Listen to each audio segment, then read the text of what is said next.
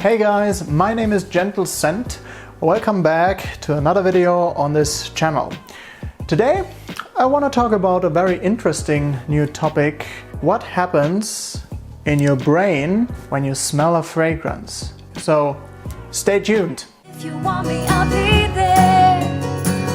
When you need me, I'll be there.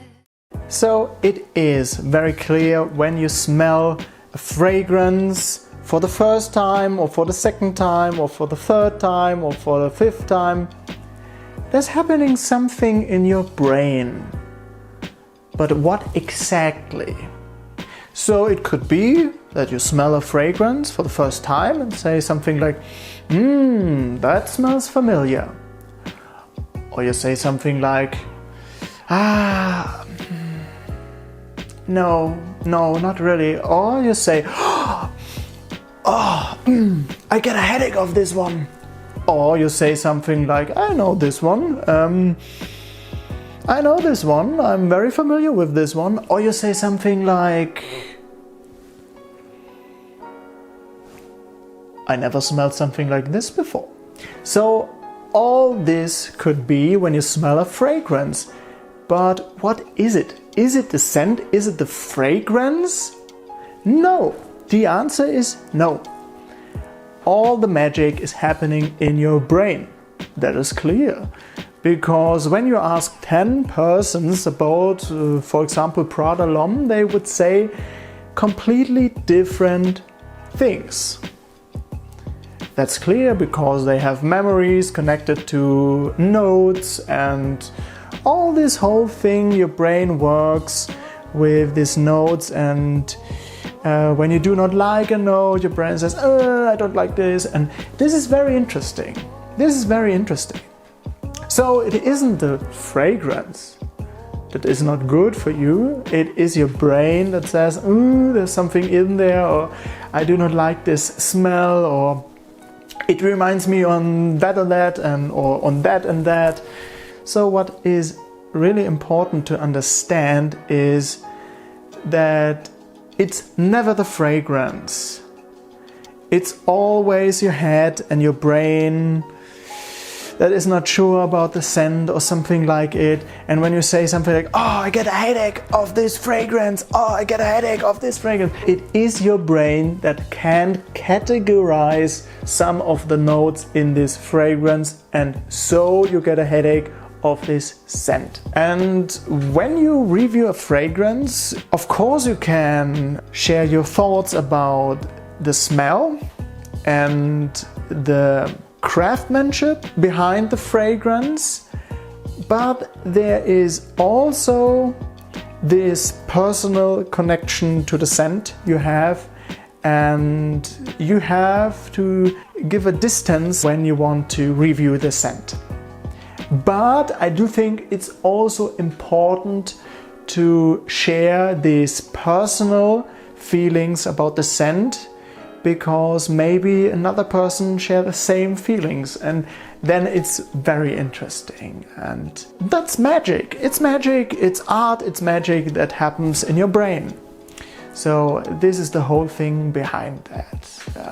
And what is also very interesting is the nose blindness. You cannot smell the fragrance, although it clearly is there. So this is very simple. When you wear fragrance daily or more often than one time, your brain notices the smell, and your brain says, okay, I know the smell, it's not interesting anymore, let's smell something else and different. And the focus is not on the fragrance. It clearly is there, the fragrance, but your brain says, I know this one. Why have to smell this one? I know this one. This is also very important, especially when you review a fragrance, that you are aware of this nose blindness, that you cannot smell the scent, but it clearly is there. Everybody around you can smell you, but it's you, and you cannot smell you. And of course, fragrance can be connected to a beautiful memory you had in the past. and that is a really beautiful thing. So you can enjoy this fragrance every day, and you love it, or you love it in certain situations. And I do think fragrances can give you self-confidence, and this is the best argument to grow up your collection, that you have many beautiful scents in your own fragrance collection that give you self-confidence. So you can review the craftsmanship in the fragrance. For example, you have a Xerjoff fragrance, and they all are created with a very good, unique craftsmanship behind the fragrance, and you can smell it. But there's also this personal connection. There's always this personal connection to fragrance. And I do think it's also important to give fragrances a second try. So when you don't like fragrances on your first impression, or you think, oh, that smells interesting, but I don't know what to think about this, give it a second try and test it on your skin and not on the paper strip. It's okay to test a fragrance for the first time on a paper strip, but when you are interested in this fragrance, give it also a try on the skin.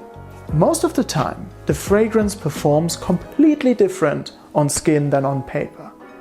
So let me know what you think about this very interesting topic in the comment section down below. Give it a like, subscribe to my YouTube channel, and check out my Instagram channel, Gentle Scent Official. Greetings from Germany. Goodbye. Gentle scent, gentle scent, gentle scent, gentle scent, gentle scent, gentle scent, gentle scent.